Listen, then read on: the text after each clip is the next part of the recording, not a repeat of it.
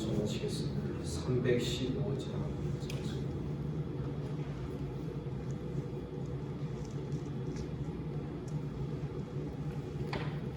315장.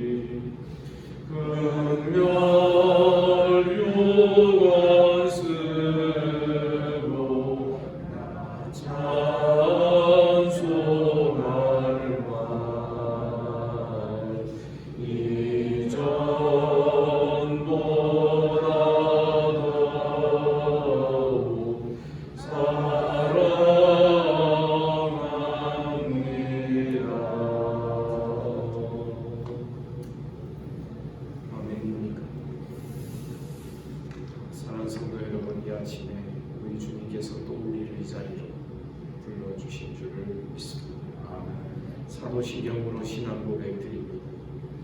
나는 전능하신 아버지 하나님 천지의 창조주를 믿습니다. 나는 그의 유일하신 아들 우리 주 예수 그리스도를 믿습니다. 그는 성령으로 잉태되어 동정녀 마리아에게서 나시고 본디오 빌라도에게 고난을 받아 십자가에 못 박혀 죽으시고 장사된 지 사흘 만에 죽은 자 가운데서 다시 살아나셨으며 하늘에 오르시어 전능하신 아버지 하나님 우편에 앉아 계시다가 거기로부터 살아있는 자와 죽은 자를 심판하러 오십니다. 나는 성령을 믿으며 거룩한 공교회와 성도의 교제와 죄를 용서받는 것과 몸의 부활과 영생을 믿습니다. 아멘. 하나님 말씀 누가복음 7장 36절부터 마지막 50절까지 교독하겠습니다.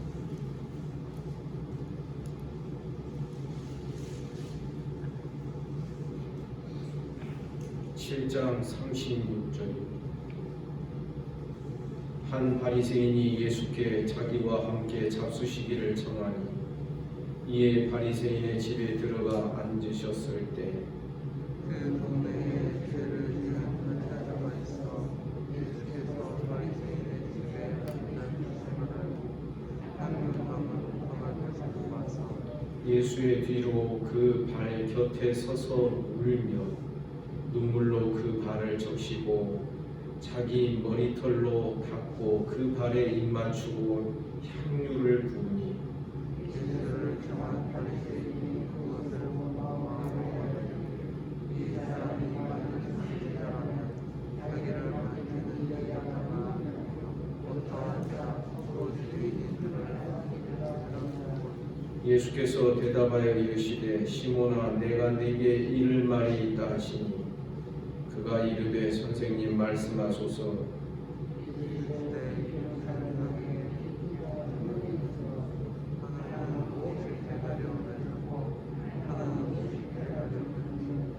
갚을 것이 없으므로 둘 다 탕감하여 주었으니 둘 중에 누가 그를 더 사랑하겠느냐.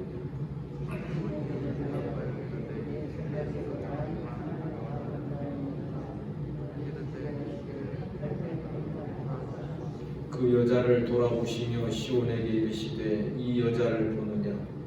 내가 네 집에 들어올 때 너는 내게 발 씻을 물도 주지 아니하였으되 이 여자는 눈물로 내 발을 적시고 그 머리털로 닦았으며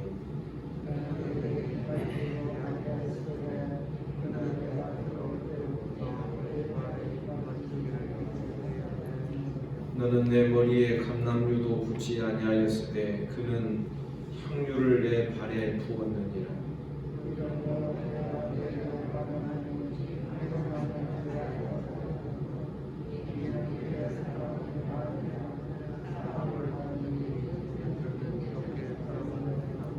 이에 여자에게 이르시되 내 죄사함을 받았느니라 하시니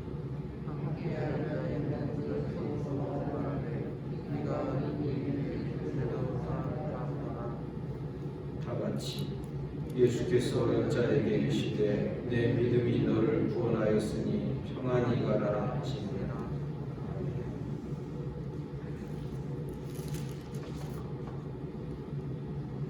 어제 본문이었던 7장 35절을 보면 지혜는 자기의 모든 자녀로 인하여 옳다함을 얻느니라 하셨습니다.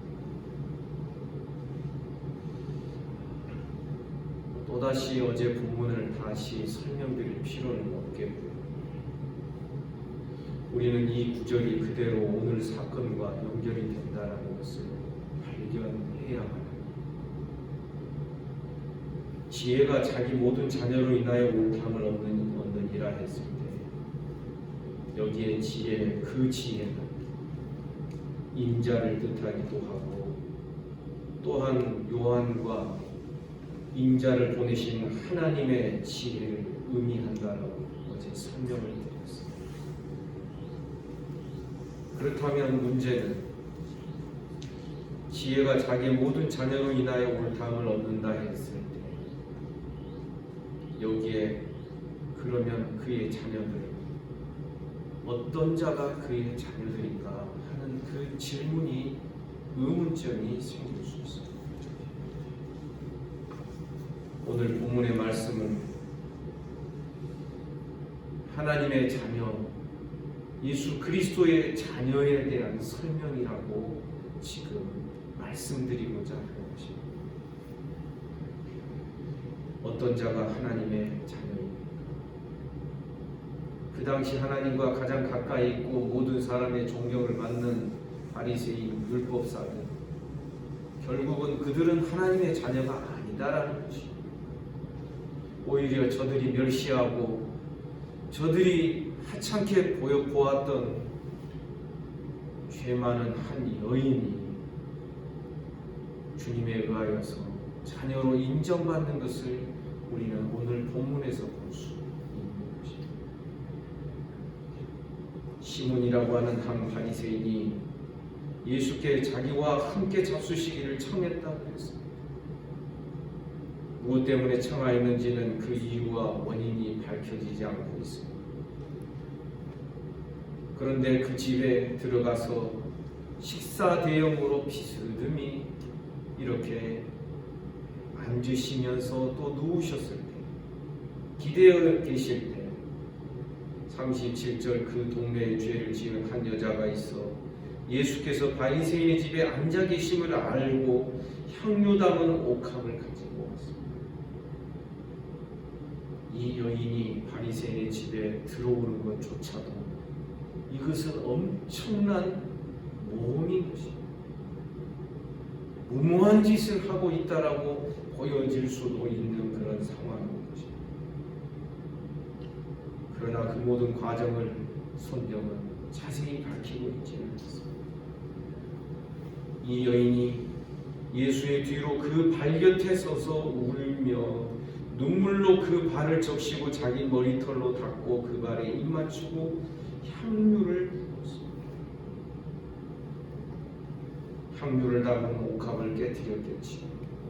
여기 옥합이라고 하는 것은 어떤 용기, 이런 기름이나 향유를 담을 수 있는 아주 귀한 얇은 돌을 말합니다. 오늘날로 말하면 뭐 유리 용기나 그런 것이다 라고 말할 수 있겠죠. 어쨌든 이 여인은 눈물로 예수의 발 적시고 머리털로 닦고 발에 입 맞추고 향유를 부었습니다. 지금 여인은 다른 것이 눈에 들어오지 않습니다. 오직 주님밖에는 보이는 분이 없습니다.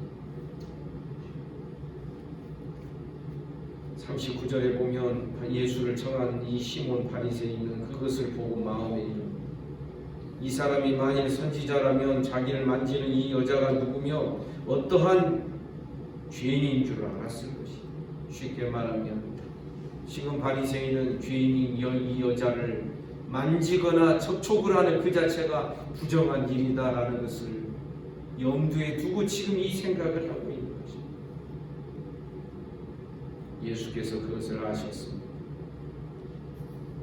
40절에 보니 시몬아 내가 너에게 이를 말이 있다. 선생님 말씀하십시오. 빚주는 사람에게 빚진 자 둘이 있어 하나는 500데나리온 하나는 50데나리온 빚을 졌는데 갚을 것이 없으므로 둘 다 탕감하여 주었으니 둘 중에 누가 그를 더 사랑하느냐. 바리새인이 대답합니다. 아니 탕감받은 자는 네 판단이 옳다. 그러면서 44절 이하에서 이 여자와 바리새인을 비교하고 계십니다.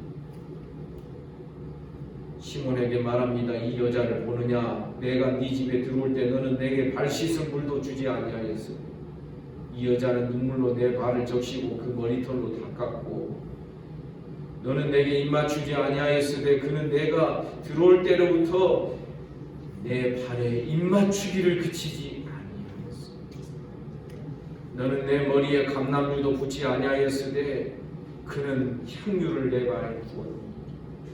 감람유는 비교적 싼 기름이 있습니다.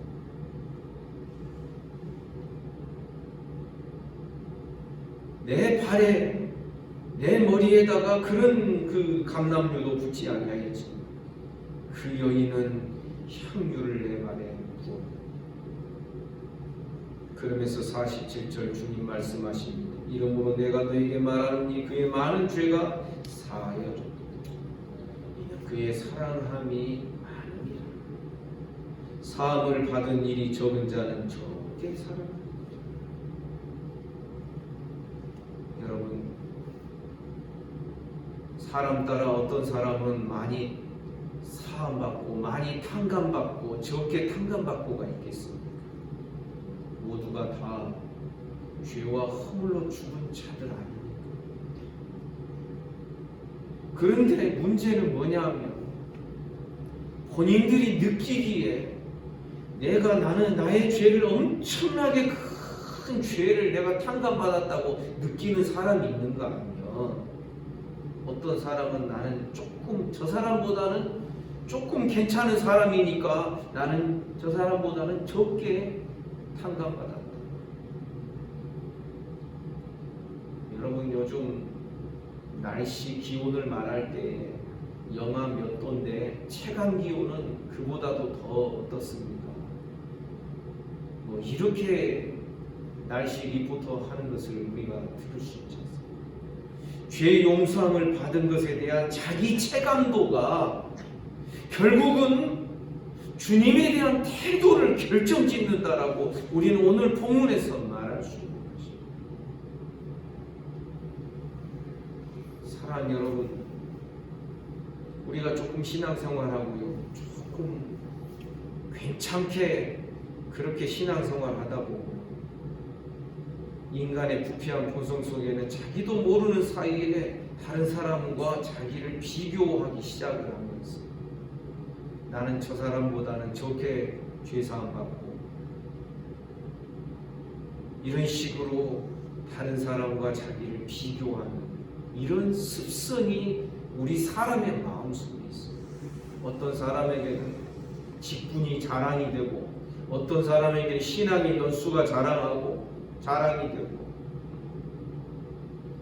그런 것, 내가 받은 어떤 은사, 고린도 교회처럼 내 은사가 크다, 네 은사가 적다 이러면서 그런 것들이 이제 우리들의 마음속에 중요한 것들로 자리 잡기 시작하게 되면 우리는 이 바리새인 시몬과 같은 태도를 벗어날 길이 없게 될 것입니다. 우리의 믿음의 진실성은 어떻게 나타납니까? 사랑이 많기 때문에 이 여인이 죄사함을 받았다, 주님은 그런 식으로 말씀하는 것이 아닙니다. 성경은 너무나도 당연한 것을 A면 B고 B면 A다 서로 이렇게 교대적으로 말하는 것이 있습니다. 우리가 죄사함을 받았습니다. 그런데 우리가 다른 사람의 죄도 용서를 해줍니다. 그러면 주기도문에서 뭐라고 말씀합니까? 너희가 너희에게 죄 지은 자를 용서해 준 그것처럼 우리도 하나님께 용서를 받는다. 그렇다고 해서 우리의 용서가 공로가 되고 근거가 되어서 하나님으로부터 죄 용서함 받는다, 그런 뜻으로 주님이 가르치신 것은 절대 아닌 것입니다. 성경은 너무나도 당연한 것입니다. 이야기할 때 이랬으니 저러하고 저랬으니 이러하다, 이것을 서로 교대적으로 표현하고 있다는 것을 우리가 기억해야 합니다. 용서받은 자의 진실성, 많이 탕감받은 이 감격과 눈물과 어쩔 줄 몰라 하니 사실 이것이 우리들의 전체 신앙생활의 과정이 되고 우리의 신앙의 정서를 이루고 있어야 합니다.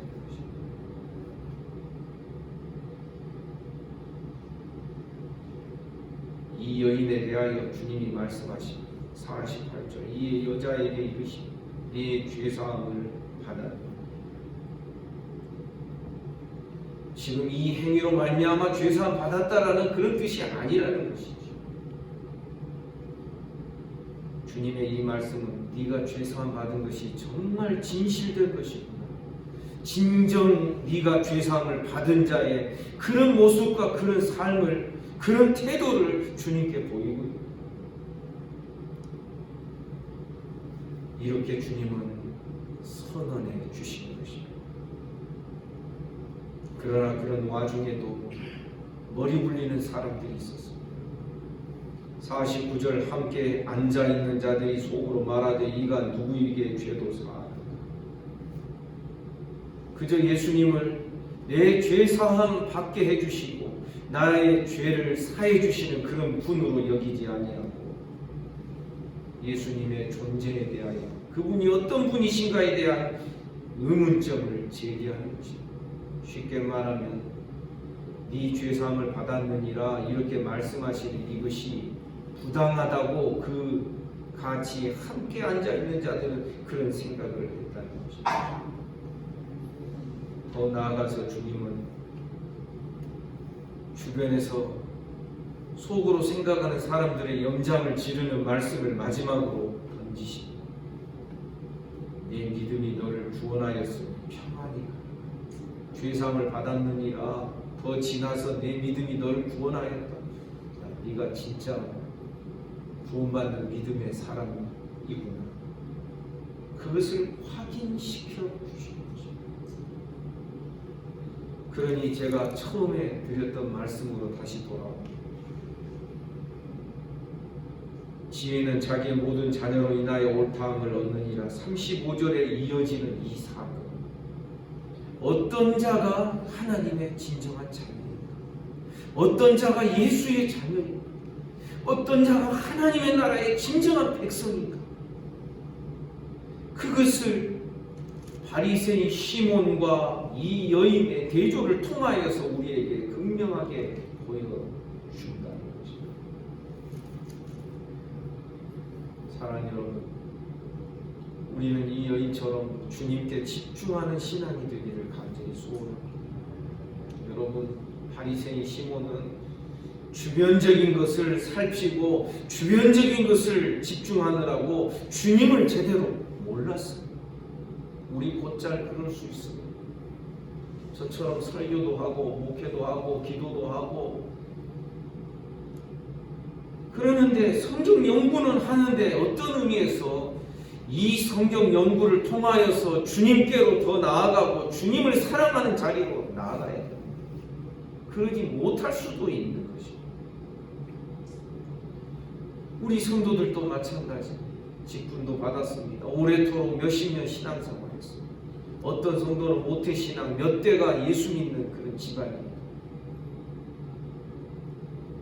그러나 여러분, 정말 우리가 주님 사랑하며 죄 용서함 받은 것을 확신하면서 이 여인처럼 눈물을 흘리며 어쩔 줄 몰라 하는 이러한 그 가슴의 뜨거움이, 가슴의 눈물이 과연 우리들의 마음속에 자리 잡고 있느냐는 것입니다. 주님이 크게 보이지 않으면 사람들이 보이기 시작하고 사람들에 대한 평가가 막 내 마음속에서 요동치게 돼요.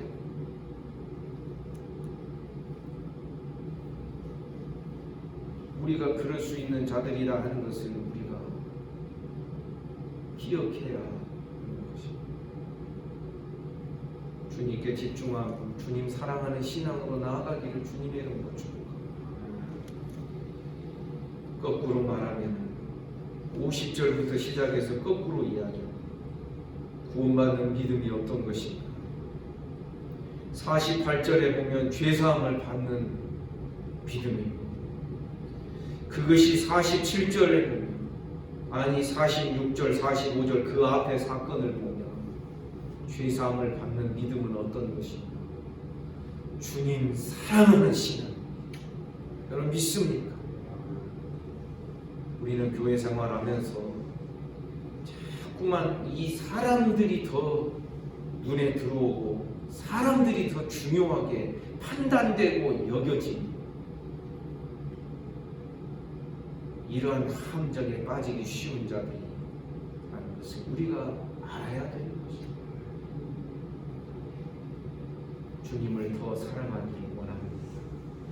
그 많은 사람이 정말 구원받은 믿음의 증거가 되고 결과가 되는, 사랑 때문에 이 여인이 구원받은 것이 아니라 구원받은 그 믿음이기 때문에 사랑함이 많은 이러한 우리의 신앙으로 나아가야 될 것입니다. 어떤 자가 진정한 하나님의 자녀입니까? 그 문제를, 그 질문에 대한 답변을 오늘 본문이 우리에게 해주고 있는 것입니다. 그러나 말씀은 여기서 끝나지 아니하고 내일 본문에 보면 왜 어떤 자는 이 여인처럼 되고 왜 어떤 자는 바리새인 시몬처럼 되는가, 그 이유를 내일 본문에서 또 우리에게 가르쳐주고자 하는 것입니다. 성도 여러분, 오늘 기도의 제목, 무엇을 중심으로 기도하고 하나님의 은혜를 구해야 될 것인지 여러분 아시죠? 여러분 마음속에 있는 다른 사람에 대한 판단의 마음, 사람이 보이는 그런 마음이 아니라 주님밖에는 내 마음에, 내 눈에 보이지 않는 주님께 주목하는 이런 신앙으로 나아가고, 우리가 그렇게 이 아침에 함께 기도하는 자들 되기를 원합니다. 기도하겠습니다. 거룩하신 하나님 아버지, 오늘도 이 아침에 저희들 불러주시고 주의 말씀을 대면하게 하여 주시니 감사합니다. 하나님의 말씀이 아니면 우리는 정신을 차릴 수가 없는 자들입니다. 주님, 세파에 시달리는 심령들, 그 물결과 그 풍랑과 그 환경과 사람들이 크게 보이지 않게 하여 주시고, 주님을 크게 바라보는, 주님을 사랑하는 신앙으로 나아가도록 우리 모두를 축복해 주옵소서. 우리의 여러 가지 문제를 해결하는 해법을 구하는 것이, 그것보다도 아버지 하나님, 주님을 더 사랑하며 주님을 더 주님답게 알고 믿으며 깨달아가는, 여기에 우리의 삶의 기쁨이 있고 관심이 집중되도록 하나님 우리 모두를 주장하여 주시옵소서. 주님, 오늘도 새날 주시니 주님과 함께 동행하기를 원합니다. 주님의 은혜 안에서 숨쉬며 살아가게 하시고, 주님의 은혜 안에서 거동하며 먹고 마시며 주님과 함께 동행하는 복된 하루가 되게 하여 주시옵소서. 주님께 찬송과 영광을 돌리며 감사로 하나님을 영화롭게 하는 복된 하루에 신앙의 연습과 훈련이 이루어지는 또 하루가 되기를 간절히 원합니다. 이 아침에 몸이 아픈 우리 성도들이 있습니다. 소위로부터 시작하여 우리 최용석 집사님 이르기까지 모든 성도들 몸과 마음을 붙들어 주시고, 정신이 미령한 자들, 생각이 미령한 자들에게도, 연약한 자들에게도 하나님 은혜를 베풀어 주옵소서. 예수 이름으로 명하노니 깨끗함을 받을지어다. 오늘도 나라와 민족을 지켜 주십시오. 한국교회를 불쌍히 여겨 주십시오. 북한과 일본과 중국과 주변의 나라들을 불쌍히 여겨 주십시오. 지구촌에 신음하며 고통하며 살아가는 모든 인생들을 긍휼히 여겨 주시옵소서. 오늘 하루의 모든 삶을 우리 주님께 의탁합니다. 예수님 이름으로 기도하옵나이다. 아멘. 말씀 묵상하시겠습니다.